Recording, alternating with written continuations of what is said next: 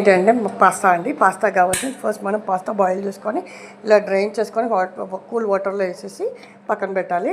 దాంట్లో కావాల్సిన ఇంగ్రీడియంట్స్ ఏంటంటే 1 టేబుల్ స్పూన్ కారం, 1 టేబుల్ స్పూన్ ఉప్పు, 1 table spoon garam masala and కరివేపాకు అండ్ ధనియాల పొడి. దీనిలో మెయిన్ ఇంగ్రీడియంట్ వచ్చేసి ఉల్లిపాయలు అండి. ఉల్లిపాయలతో చాలా టేస్ట్ అండ్ ఫ్లేవర్ ఉంటుంది. వేసుకొని దాంట్లో లైట్గా ఆయిల్ వేసేసుకోవాలి. ఆయిల్ హీట్ అయిన తర్వాత వేసాను పోతుందా. ఆయిల్ హీట్ అయిన తర్వాత కొంచెం ఆవాలు, కొంచెం జీలకర్ర వేసేసి కొంచెం ఫ్రై అయిన తర్వాత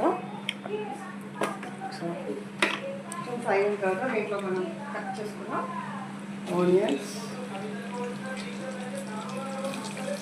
ఆనియన్స్ ఫ్రై అయిన తర్వాత ఆనియన్స్ ఫ్రై చేయాలి గోల్డెన్ బ్రౌన్ వచ్చే వరకు.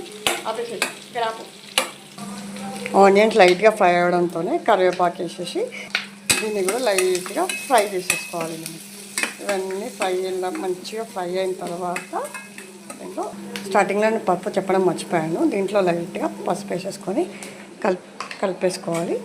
లైట్గా పసుపు వేసుకొని కలిపేసుకోవాలి.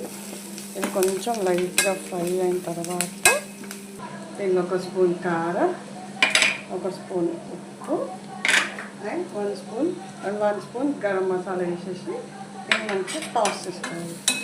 దీన్ని కూడా మంచిగా ఫ్రై అయిన తర్వాత